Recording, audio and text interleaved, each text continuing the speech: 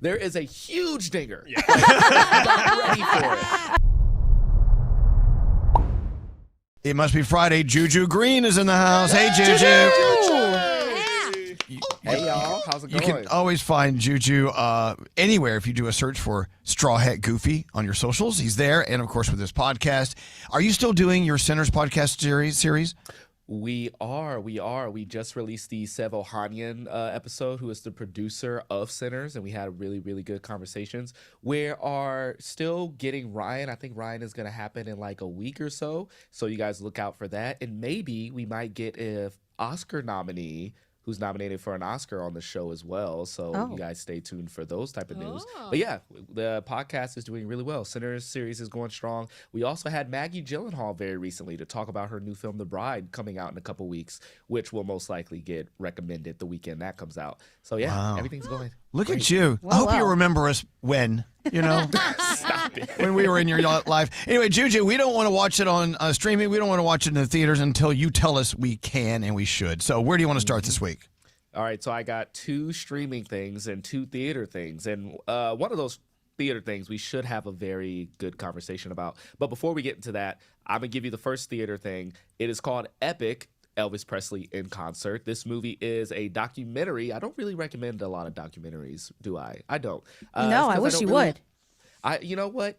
I'm going to start that. That's going to be a New Year's resolution because I need to get into more docs. And this is the first one that I watched. Well, the second one that I watched in the year. And it's directed by Baz Luhrmann, who also directed the Elvis feature film with Austin Butler. And he decided to come back for seconds by actually tackling the subject of Elvis in this documentary. It's actually really good. It's really interesting. It's described by Elvis himself. That's where most of the narration comes from. Wow.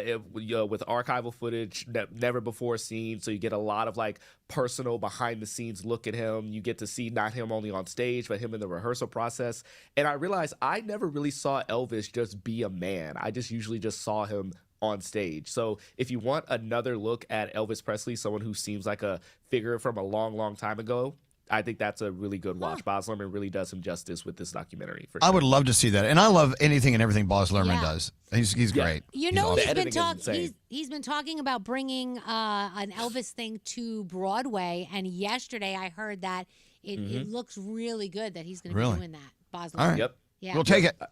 Got a chance to interview him. He did bring up the Broadway thing. And I said, bro, you're just trying to create like a unofficial Elvis trilogy at this point. Like, it's kind of funny. All right, next up, we have a streaming thing. And this was a show that actually just finished. And I highly, highly, highly recommend it. Night of the Seven Kingdoms on HBO Max. Oh, there you go. Nate's obsessed. Nate loves it.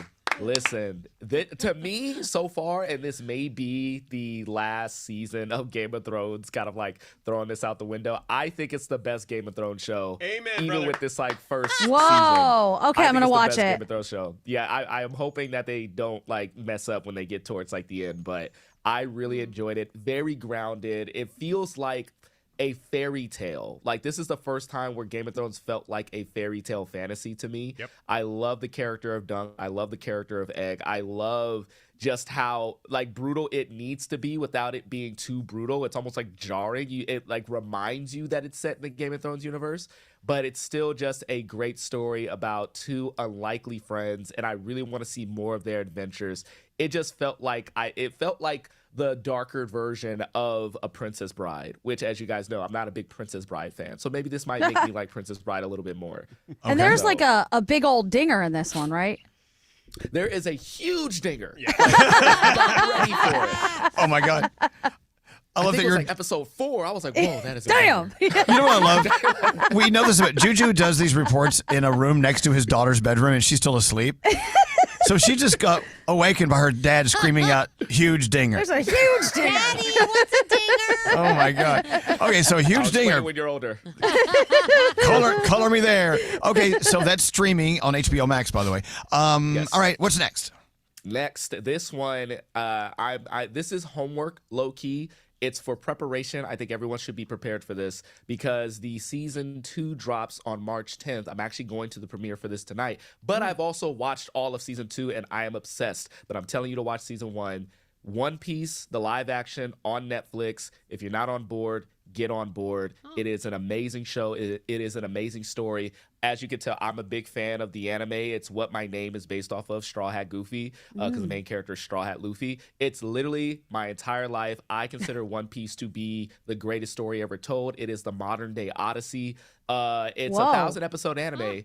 But it's only 8 episodes in the live action. So this is something you can get into, get the vibe. It's a weird world, but it's a fun world. It's heartfelt. Everyone's perfectly cast. And season 2 is only going to get better with great characters. And if you need a crash course in One Piece, I will give it to you any day of the week. We can do a whole episode every day on my podcast. I don't care who the guest is. We talk about One Piece for at least 5 minutes. It is great. So anyway, sorry, I can go on for days, but One Piece, the live action season 1. So is this the One Piece that came out at like around 2010, 2011? There was a One Piece animation way back then.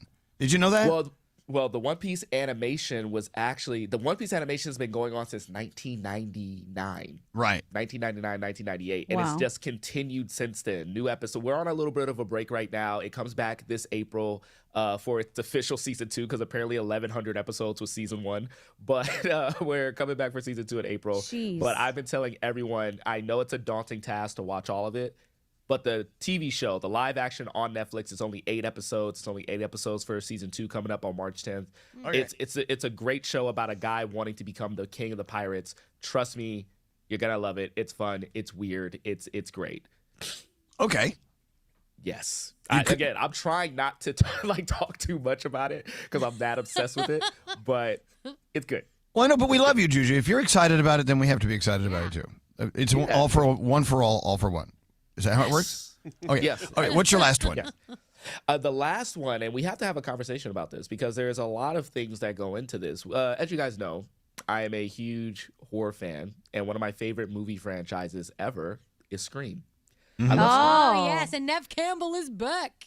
Neve Campbell is back after they kind of shafted her in the sixth one, and now she's back for this one with Kevin Williamson, who wrote the original Scream, is back as the director, right? Yeah. So there's a lot to love going into Scream 7. However, I don't know if you guys remember, there was a lot of protests that was going on about just the existence of Scream 7 because the reason what made the newer one so great was that it had Melissa Barrera, who's amazing, and she was a great legacy character. I don't know if anybody have seen those movies. I don't want to spoil too much, but you also had Jenna Ortega, and those were the two kind of hallmarks of that film.